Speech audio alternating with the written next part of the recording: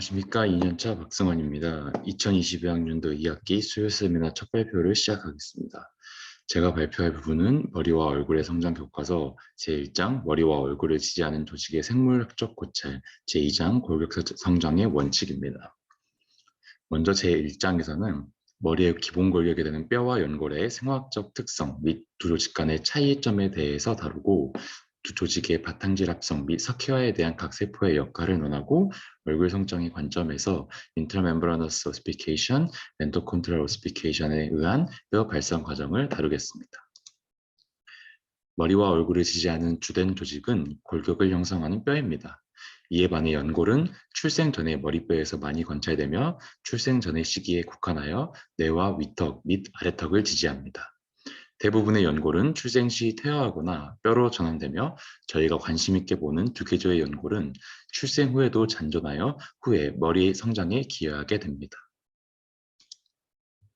연골은 특수화된 결합 조직으로 관절에서 주로 발견되며 그 기능은 충격을 흡수하는 완충 역할입니다.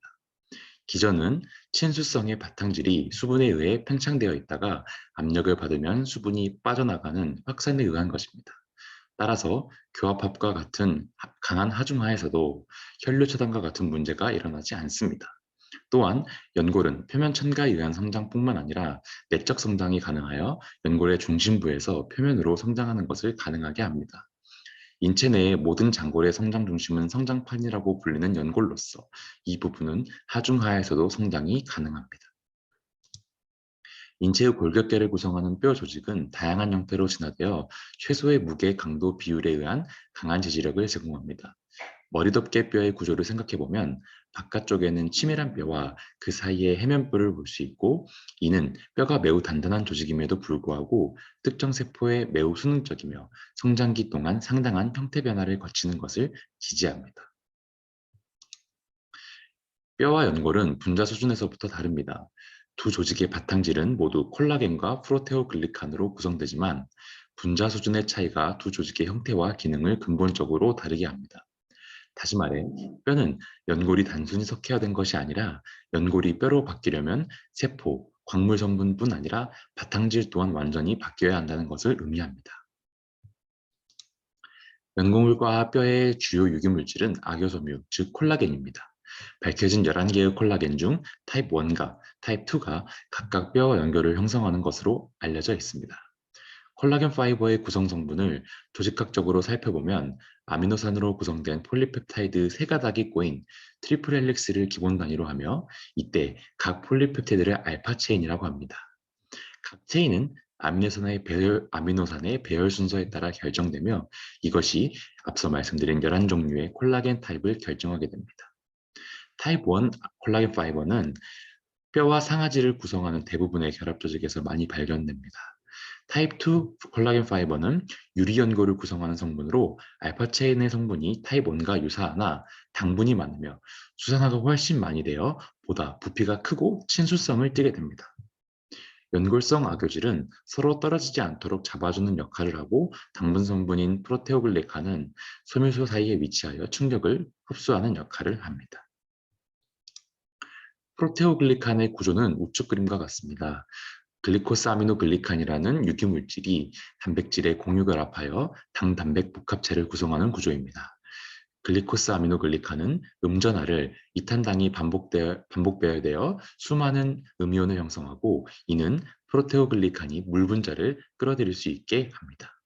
결과적으로 연골의 프로테오글리칸은 그 구조 내에 물 분자를 구조화하여 포함하게 됩니다. 물의 구조화는 성장에 있어 중요한 의미를 갖습니다. 첫째로, 압력이 가해지면 글리코스아미노글리칸에서 물이 빠져나가고 글리코스아미노글리칸 사이에 음전하가 가까워지면 반발력이 작용하여 더 이상 압축되는 것을 막아줍니다. 압력이 해소된다면 음전하로 물을 다시 끌어오게 됩니다. 이는 연골은 확산에 의해 세포에 양분 공급을 할 수 있으며 하중하에서도 성장할 수 있는 성장 중심, 즉 그로스 센터가 될 수 있음을 의미합니다. 둘째로 물 흡수를 통한 부피 팽창을 통해 조직 성장을 위한 공간을 확보합니다. 반면 뼈에서도 프로테오글리칸이 발견되나 이는 석회화된 조직으로 인해 기능이 어려우며 연골에서보다 더 작은 크기를 갖습니다. 뼈를 형성할 때에는 체력 변화가 적기 때문에 공간 확보 기능이 불필요합니다. 둘째로, 뼈가 석회화되면 더 이상의 탄성은 필요 없으며 프로테오글리칸 성분은 감소하게 됩니다. 여기서 흥미로운 점은 프로테오글리칸이 농도가 낮아지면 석회화가 촉진되는데, 이는 음전화가 수산화칼슘 인해석의 형성을 방해하기 때문이라고 알려져 있습니다. 뼈의 세포에 앞서 우선 뼈의 구조를 살펴보면, 뼈의 표면은 치밀 조직으로 이루어져 있습니다. 이를 코티컬본이라고 하며, 코티컬본 내부에는 캔설러스 본, 즉 해면골이 존재하게 됩니다. 골수 공간은 엔도스티움, 골내막이라고 불리는 오스테오블라스트의 성긴층으로 둘러싸입니다. 이 막은 체액과 뼈 사이의 성분 교환을 조절하는 기능을 합니다. 뼈의 외면은 또한 벗겨질 수 없는 페리오스티움, 골막으로 둘러싸입니다. 하버시안 캐널 시스템을 모식화한 그림입니다. 먼저 첫째로, 오스테오블라스트의 역할은 앞서 말씀드린 아교소미와 프로테오글레칸을 합성하여 석회화를 개시하는 역할을 합니다. 오스테오블라스트는 바탕질을 뼈의 표면으로 배출하고, 그에 따라 오스테오블라스트는 점점 후퇴하여 자신이 분비한 바탕질로 둘러싸이게 됩니다. 이를 오스테오사이트 뼈세포라고 합니다. 오스테오블라스트 뼈모세포는 서로 연결되어 석회화된 뼈 속에 묻히더라도 영양 공급을 서로 주고받게 됩니다. 오스테오클라스트는 뼈의 리모델링에 관여하는 흡수성 세포입니다. 다음으로 연골의 세포들입니다. 유리연골은 연골모세포라 불리는 바탕질을 합성하는 세포에 의해 형성됩니다. 연골모세포가 바탕질을 분비함에 따라 조직은 팽창하며 인접 조직을 압박하고 연골막이라는 섬유성 외피가 만들어지게 됩니다. 이 막은 선구 연골모세포로 구성되어 있으며, 후에 선구 연골모세포가 연골모세포로 분화하여 바탕질을 합성하는 잠재성을 갖게 됩니다. 연골막 내의 연골모 세포들은 방향성을 갖고 표면 첨가를 이루는 반면, 연골 내부의 연골모 세포들은 바탕질 분비에 방향성이 없어 세포의 둘레를 따라 고르게 분비되어 둘러싸이게 됩니다. 이러한 세포들을 콘드로사이트, 연골세포라 합니다. 뼈세포와 다르게 연골세포는 계속 분열할 수 있어 내적 팽창과 표면 첨가 두 가지 성장 기전을 모두 갖습니다. 지금까지 뼈 연골을 구성하는 성분에 대하여 알아보았습니다. 지금부터는 뼈의 형성 방법에 대하여 설명드리겠습니다. 먼저 뼈의 형성 방법에는 두 가지가 있습니다. 첫째로, 직접적인 방법인 막속 뼈 형성, 둘째로 간접적인 방법인 연골 속 뼈 형성이 있습니다. 막속 뼈 형성은 뼈막의 뼈모세포가 직접 뼈를 만드는 것을 의미하며, 연골 속 뼈 형성은 연골성 선구체를 통해 간접적으로 석회화가 일어나는 것을 의미합니다. 간접적인 방법은 직접적인 방법보다 덜 효과적이지만 두 가지 이유로 중요하게 여겨집니다. 첫째로, 뼈 조직은 뼈 내부에서 바탕질 첨가가 불가능하다는 한계점이 있으나, 연골과 같은 무른 조직에서는 내부의 세포 분열과 바탕질 첨가에 의한 내적 팽창이 가능합니다. 연골 속의 연골세포는 분열, 증식하여 새로운 연골 조직을 만들 수 있으며, 방향성을 갖고 증식하여 성장판과 같은 연골 부위에서는 일정한 방향으로 세포 분열 활성이 높게 나타납니다. 반면 직접 뼈 형성은 내적 팽창이 불가능하여 덜 유전적이며 환경의 영향을 보다 받기 쉽습니다. 직접 뼈 형성 부위에서는 압력을 받으면 뼈 형성을 할 수 없는 반면, 간접 뼈 형성 부위에서는 압력 하에서도 성장하며 관절의 기능작용과 압력을 견뎌낼 수 있습니다. 압력에 저항하여 성장하는 연골의 대표적인 예로 롱본의 성장판을 들 수 있습니다. 막속뼈 형성은 치밀뼈의 외면을 덮는 뼈막과 해면뼈를 둘러싸는 뼈속막에서 관찰됩니다. 뼈막의 내층은 뼈모세포와 그 성구세포들로 구성되며, 뼈모세포가 바탕질을 형성하면 뼈가 두꺼워지며 뼈막은 후퇴하게 됩니다. 리모델링 과정 중 흡수가 필요하다면 뼈 파괴세포가 나타나게 되며, 뼈막에서는 주로 뼈 형성이 일어납니다. 뼛속막에서는 뼈막보다는 배열이 성기고 다양한 세포들로 분화될 수 있는 성구세포들로 구성됩니다. 뼛속막에서는 주로 흡수가 일어나며 골수강은 점점 커지는 경향이 있습니다. 대체로 뼛속막의 흡수는 뼈막의 경도직 첨가와 균형을 이루지 않기 때문에 치밀뼈는 시간이 지나면서 점점 두꺼워지게 됩니다.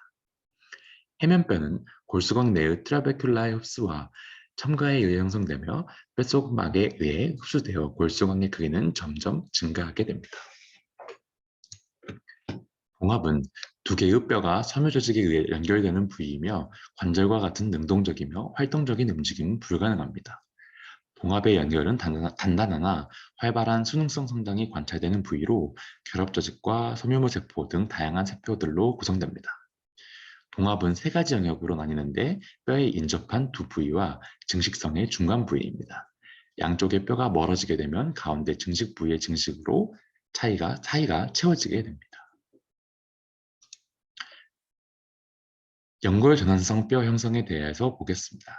성장판은 연골뼈 성장의 전형적인 예로 우측 모식 또는 초기 연골이 롱본으로 대체되는 변화 단계를 나타내고 있습니다.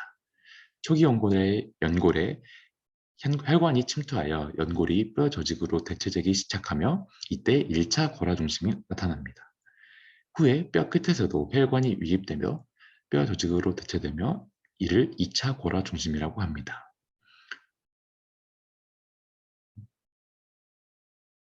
이때 2차 골화 중심이 나타나고 연골 조직은 성장판과 관절면에만 남게 됩니다. 사춘기가 지나면 길이 성장은 멈추게 되고 성장판은 뼈 조직으로 대체되게 됩니다. 이때 대체된 뼈 조직을 골간단이라 합니다. 성장판과 같은 부위를 성장 중심이라고 하며 이는 유전적이고 독자적입니다. 반면 수동적이며 환경에 적응하여 뼈가 형성되는 부위를 성장 부위 그로스 사이트라고 하며 외적인 힘에 의해 뼈 조직에 서로 간격이 생길 경우 적응을 위해 뼈가 첨가되는 부위를 의미합니다. 예를 들면 앞서 설명드린 봉합이 해당합니다. 크레니얼 베이스의 스페노에스피털 신콘드로시스는 긴 뼈의 성장판과 유사합니다. 이들은 두 개의 성장판이 마주보는 것처럼 세포가 배열되어 있습니다. 그 결과 내적 팽창은 전방과 후방의 양측으로 일어나게 됩니다. 해당 연골 결합은 사춘기 직후에 완전히 뼈로 전환되게 됩니다. 이는 성장 중심으로 분류될 수 있으나 성장판보다는 활성이 떨어지는 곳으로 알려져 있습니다. 코 연골은 나잘 캐비티를 둘로 나누며 수직적으로 위쪽에 에스모이드, 스페노이드, 보모를 연결하게 됩니다. 초기에는 모두 연골이지만 성장에 따라서 일부는 뼈로 전환됩니다. 좌측 그림의 세탈 카티리지에서 고라는 전화방으로 진행되게 됩니다. 해당 연골은 내적 팽창이 가능하며 코의 수직 성장은 연골의 성장에 따른 것으로 알려져 있습니다. 롱본에서는 성장판과 관절면이 골단에 의해 분리되어 있지만 콘딜라헤드에서는 관절면과 연골 부위가 보다 가까이에 위치하게 됩니다. 즉 롱본에서 보이는 2차 골화 중심이 콘딜라헤드에서는 없다는 것을 의미합니다. 턱뼈머리의 특징은 관절면을 섬유성 조직이 둘러싸고 있다는 점입니다. 이 섬유성 조직은 두 가지 기능을 하는데 첫째, 윤활액을 분비하며 둘째, 연골세포로 분화하여 뼈로 전환되어 없어진 연골을 재충전하는 역할을 합니다. 턱뼈머리, 즉 콘딜라이드의 연골은 장골의 성장판과 달리 완전히 소실되지 않아 다시 성장할 가능성이 있습니다. 이를 바탕으로 아래턱의 관절돌기의 특성은 유전 경향이 있는 조직이 아니며 하중에 뼈막이 적응하기 위한 구조라고 알려져 있습니다. 즉 아래턱 관절돌기의 관절면에 가해진 하중이 뼈막세포의 재분화를 초래하여 섬유연결성 표면이 형성되었을 것이라는 이론입니다. 치밀뼈의 내적 송승은 혈관 주위로 새로운 뼈를 첨가시키는 중심관 체계 하버시안 시스템의 발생과 연관됩니다. 오스테온 내에서 뼈의 흡수와 첨가가 연속적으로 나타나며 혈류가 공급되고 내부 경조직의 재조직화가 일어나게 됩니다. 해면뼈의 경우 골소주와 골수강으로 구성된 통기성 구조를 갖습니다. 골소주는 뼈의 중요한 구성 성분인데 특히 피질골이 하중을 받을 때 이를 지지하는 방향으로 형성됩니다. 뼈의 외적인 형태 변화뿐만 아니라 내적인 성수 또한 뼈의 성장과 관계가 있다는 사실을 알아야겠습니다.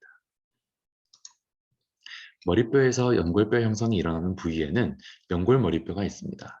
대부분의 크레니얼 베이스를 구성하는 뼈들은 연골로 시작되어 출생 시 퇴화하여 거의 남지 않고 뼈로 전환됩니다. 하지만 접형 후두골 결합과 코연골은 출생 후에도 완전히 소실되지 않고 연골 성장을 계속하게 됩니다. 접형 후두골 결합은 접형골과 후두골이 만나 형성되며 이 결합은 살라털시카와 포라멘 매그넘 사이의 길이 성장을 일으키며 10대 중반의 융합에 이르기까지 지속됩니다. 코연골 주머니는 벌집뼈와 코선변뼈를 발생시킵니다. 벌집뼈는 벌집판을 크레니얼 베이스의 일부인 크리브리폼 플레이트를 구성하게 되고 벌집뼈의 수직판은 코 중격을 구성하게 됩니다. 출생 첫 해 동안 벌집뼈의 수직판과 벌집판의 볏돌기에서 석회화가 시작되며 이 시기에 조직 분리력이 후방으로는 나비뼈, 상방으로는 벌집판에 가해져 결국 상악의 전하방 성장을 기대할 수 있게 합니다. 아래턱뼈의 발생은 연골성 성구체인 메켈 연골의 측방에서 막성뼈로 일어납니다. 반면 콘딜라 헤드에서 발견되는 연골은 메켈 연골과 관련 없는 2차 연골입니다. 아래턱뼈의 2차 연골은 코로노이드 프로세스와 심피시스에서도 관찰됩니다. 2장 골격 성장의 원칙들에 대하여 살펴보겠습니다. 먼저 유동과 변이의 개념에 대하여 말씀드리겠습니다. 두부계측 분석상 셀라와 그나시온의 거리는 연령에 따라 증가합니다. 이는 컨딜라와 턱끝 양쪽에서 성장이 나타났기 때문인데 이를 좀 더 가까이서 생각해보면 위 그림은 교과서에서 한 번씩 보셨을 그림인데요. 왼쪽의 개념은 한쪽으로는 뼈가 첨가되고 반대쪽은 흡수되어 초래된 점진적인 위치의 변화를 나타내는 유동의 개념입니다. 우측의 개념은 흡수와 첨가가 아닌 골 자체가 이동하는 변이의 개념으로 보시면 됩니다.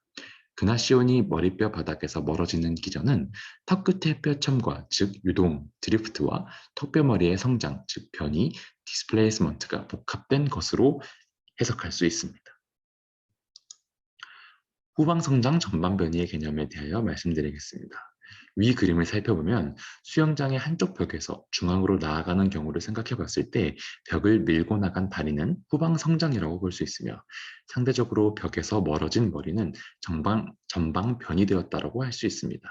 즉 다리는 후방으로 길어진 유동을 의미하며 그 결과로 머리는 전방으로 변이되었다고 생각할 수 있습니다.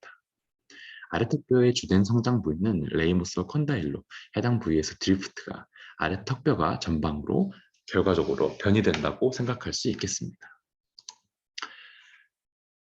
후방 성장 전방 이동의 개념에서는 뼈가 첨가되는 표면이 실제 성장의 방향임을 의미합니다. 다시 말하면 성장 방향의 표면에 뼈가 직접 첨가되는 것인데 롱본에서의 폭경 증가가 그 예입니다. 뼈막에서는 뼈 첨가로 폭경이 증가하고 뼈속막에서는 흡수가 나타나 결국 코티컬본이 바깥쪽으로 유동되게 됩니다. 즉 성장 방향은 뼈 첨가 방향이 됩니다. 이때 첨가 속도가 흡수 속도보다 빨라 성장에 따라 코티컬본이 점점 두꺼워지게 되는 것입니다. 롱본에서 양쪽 끝 부위의 성장은 앞의 개념으로 설명이 어려운데요. 이는 엘로우의 V 프린시플로 설명이 가능합니다. 그림에서 보시는 성장 방향은 긴 뼈의 중앙에서 멀어지는 쪽으로 성장판은 V 모식도의 내부에 위치하게 되며 그 결과 V의 내부에서는 뼈 첨가, 외부에서는 뼈 흡수 부위로 인식할 수 있게 됩니다. 신체 전반에 걸쳐 뼈에 가해지는 압력에 대한 반응은 매우 다양합니다. 이 반응은 때로 상반되는 모순점을 보여주며 예를 들면 발 뒤꿈치에 뼈에 하중을 가하면 뼈 첨가가 일어나는 데 비하여 치아에 압력을 주면 주변골의 흡수와 이동이 초래되는 것을 보실 수 있습니다. 뼈는 외부의 압력인 생리적인 하중이나 근육의 기능에 대하여 끊임없이 반응하여 형태 변화를 합니다. 그러나 이는 일관성 있는 반응을 일으키지 않는데요. 예를 들면 맨디블 앵글을 생각하여 보았을 때 마스터 머슬이 이 앵글을 이등분한 방향으로 항상 잡아당김에도 불구하고 연령에 따라 맨디블 앵글은 오히려 각도가 점점 줄어들게 됩니다. 이러한 모순을 설명하기 위해 프로스트가 제시한 원칙들이 있습니다. 프로스트는 전기 생성 법칙을 제시하였는데요. 이 개념은 압력에 의해 초래된 뼈 표면의 굴곡도의 변화가 세포 반응을 자극한다는 이론입니다. 쉽게 말해 하중에 의해 뼈가 휘어질 경우 전기적 신호가 발생하여 오목한 표면에서는 골 첨가가, 볼록한 표면에서는 골 흡수 활성이 증가된다는 이론입니다. 이 결과 하중에 의해 뼈가 휘면 첨가와 흡수의 불균형이 발생하게 되고 뼈의 리모델링이 시작되어 더 이상 뼈가 휘지 않는 방향으로 진행된다는 것을 의미합니다. 앞서 말씀드린 하악과에서의 모순에 대한 해답을 생각해보면 교근의 수축 시 맨디블 앵글이 오목해지며 그에 대한 전기 생성의 법칙의 반응으로 골첨가가 이루어져 근육의 기능에 의해 나이가 들면서 점차 각도가 줄어들게 되는 것으로 이해할 수 있습니다. 이상으로 1, 2장에 대한 발표를 마치겠습니다. 감사합니다.